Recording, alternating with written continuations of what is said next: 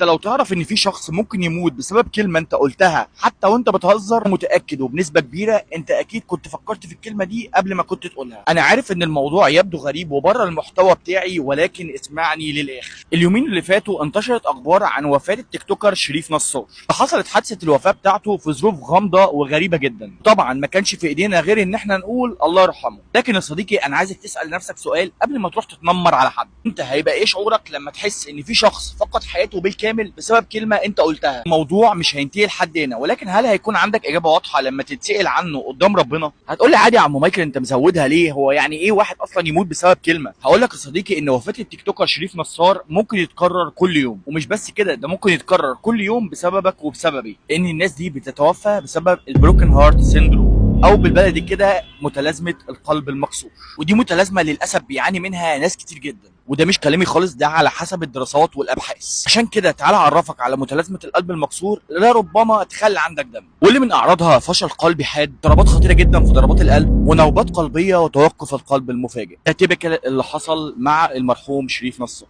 والسؤال هنا، هل الموت المفاجئ مش سبب كافي انك تبطل تنمر؟